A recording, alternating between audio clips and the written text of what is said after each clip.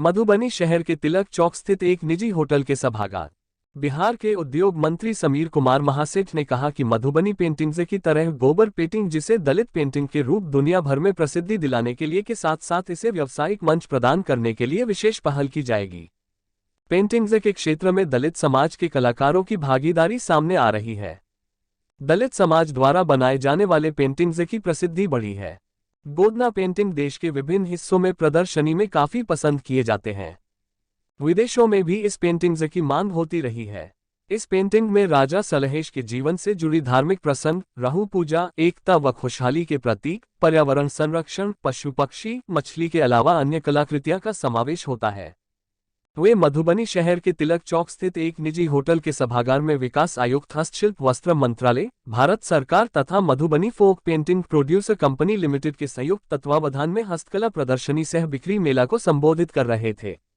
उद्योग मंत्री ने कहा कि प्रदर्शनी सह बिक्री मेला से कलाकारों को अपने शहर में कलाकृतियों की बिक्री के साथ साथ नए नए अनुभव का लाभ मिलेगा। कला प्रेमियों को हस्तशिल्प के प्रति भरोसा बढ़ेगा। हर एक कलाकारों में असीम क्षमता होती है। उनकी प्रतिभा को सामने लाने का बेहतर माध्यम होता है। कला के विकास के सभी संभावनाओं को विकसित करने के लिए सकारात्मक सोच, रचनात्मक कार्य की जरूरत होती है। इस क्षेत्र में जिले के कलाकारों ने काफी नाम कमाया है। उन कलाकारों से भी नए कलाकारों को सीखने की जरूरत है। कलाकारों को सफलता के लिए संघर्ष भरे दौर में एक दूसरे को सहयोग लेना और देना चाहिए। कला के प्रति साधना, प्रतिबद्धता सफलताओं से तरक्की की संभावनाएं बनती है। मंत्री ने कहा कि कला के क्षेत्र में युवा वर्ग काफी ऊंचाइयों पर जा सकते हैं। उन्हें कला के क्षेत्र में लक्ष्य निर्धारित कर उसे हासिल करने में तन्मयता के साथ लगे रहना चाहिए। उद्योग विभाग द्वारा कलाकारों के समग्र विकास के लिए कई योजनाएं चलाए जा रहे हैं। कला को जीवन यापन का आधार बनाया जा सकता है। इस क्षेत्र में कलाकार भविष्य बेहतर बन सकते हैं। युवाओं में कला के प्रति अभिरुचि पैदा कर रोजगार के क्षेत्र में बेहतर तरक्की कर सकते हैं। कला के क्षेत्र में असीम संभावनाएं हैं।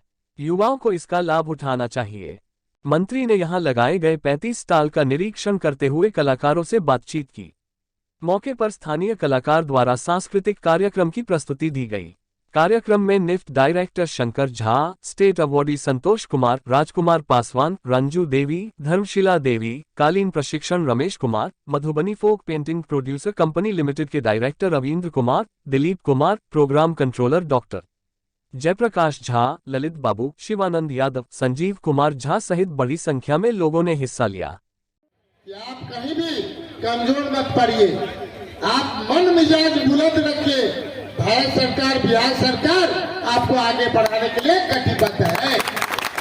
एक नहीं, इस तरह के हर एक जिला में 1, 2, 3, 4 प्रदर्शनी होंगे और प्रदर्शनी के माध्यम से हमें क्या करना है ये आपको समझना है। हम आग्रह करेंगे भारत सरकार के प्रतिनिधियों से कि केवल आप कल से जब तक ये 8 तारीख तक प्रचार के माध्यम से जो साढ़ में 2 टेम्पो ले लें, उसमें माइक डाल दें और प्रचार थोड़ा सा करा दें। चूंकि आज 1 तारीख है, अगर आप प्रचार कराएंगे तो निश्चित तौर पे मधुबनी के लोग आकर्षित होंगे। अगल बगल 5 किलोमीटर के रेडियस से लोग आएंगे, मधुबनी घूमने के लिए भी आएंगे आपके कारण। क्योंकि घर से कम लोग निकलते हैं, जा रहा है।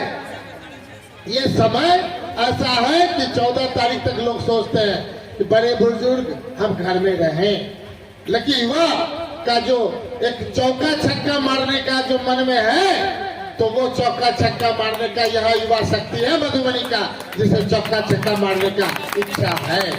तो जब तक हम अपने ये प्रदर्शनी को हमारे जिस पर्पस के लिए है, वो जो दलित समाज के लिए, SC/ST के लिए है, उनका मनोबल हम बढ़ाने के लिए आए हैं। दलित पेंटिंग एक अपने आप में विश्व विख्यात है। मधुबनी पेंटिंग ऐसा रहा कि पूरे विश्व में अगर एक पेंटिंग का सबसे नाम हुआ तो मधुबनी पेंटिंग हुआ। लेकिन 1974 के दशक में जब इसका ललित बाबू ने पहला ट्रेन में कि नहीं डाला था, तो लोग सोचते थे कि क्या कर रहे हैं। लेकिन जॉन फर्नांडिस जब आए मधुबनी में, उस समय के, तब जाकर के ये कहीं न कहीं आप देख रहे हैं आर्ट कल्चर जो टेक्सटाइल्स डिपार्टमेंट का ऑफिस मधुबनी में खुला। और मधुबनी में खुलने के साथ यहाँ आर्ट कल्चर मधुबनी पेंटिंग को विश्वविख्यात पेंटिंग इसलिए कहा जाएगा कि जितना आर्टिस्ट को इसमें अवार्ड मिला है, विश्व में किसी पर इतना अवार्ड कहीं नहीं मिला। जब आप तह में जाएंगे तो अपनी हिस्ट्री को खोजना पड़ेगा, अपनी संस्कृति को खोजना पड़ेगा। पहले ये स्टार्ट कहाँ से हुआ था? घर में जितनी हमारे माताएं बहनें थी, अपने घर में जो शादी विवाह होता था तो गोबर से लीप करके जो तैयार करते थे और कुछ उसमें आर्ट जो होता था, इसके बाद फ्लावर के उस रंगों से उस पर उसको उड़ेने का काम हमारे आर्टिस्ट ने किया। मैं मानता हूँ करेगा तो निश्चित तौर पर हमारे लोग का नाम होगा, बिहार का नाम होगा कि सबसे ज्यादा उद्यमी अगर पूरे देश में है तो दिव्यांग उद्यमी बिहार में है। ये सोच है, इसलिए कि हमारा सोच इसलिए है कि 8 साल पहले हम स्पेशल ओलंपिक्स से जुड़े हुए थे। हम पूरे स्टेट के चेयरमैन हैं, पैरालंपिक के चेयरमैन हैं, और हमने पाया कि जहां पर स्पोर्ट्स वाले को कोई लाभ नहीं मिलता था, नौकरी नहीं मिलती थी, और जब अवार्ड लेकर के नेशनल इंटरनेशनल अवार्ड लेके आता था मात्र 11,000 रुपए तक मिलता था। और ये जान करके खुशी होगी कि इस बार हमारे बच्चे जो खेल के आए अवार्ड लेकर के इस बार गोल्ड लिए 1 करोड़ रुपया उनको मिला। तो 15,000 11,000 से 1 करोड़ अगर हम दिला सकते हैं, 51 लाख दिला सकते हैं, तो मधुबनी का जो अपना चीज है उसे आप आगे बढ़ाने का काम करें। इसलिए मनोबल कम करके नहीं करिए, मनोबल हाई करिए, और ये सोच के साथ कि हमें जंग लड़ना है किस चीज से? गरीबी से। क्योंकि पूरा देश देख रहा है कि गरीबी सबसे ज्यादा आपके यहाँ है, तो उसको कैसे दूर कर सकते हैं? आप इसी ढंग से जो रूरल हमारे यहाँ है, हम बड़े बड़े उद्योग तो लाने की बात नहीं कहेंगे, लेकिन समीर महासेठ स्पष्ट कहेगा अपना कार्यकाल में जो 3 साल बचे हैं, कम से कम छोटे बड़े 100 उद्योग से ज्यादा लाने का हमारा सोच है, मेरा सोच है।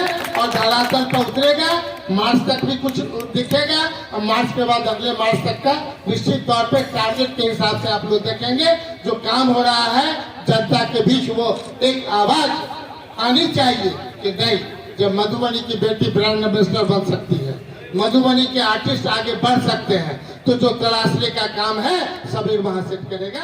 बहुत बहुत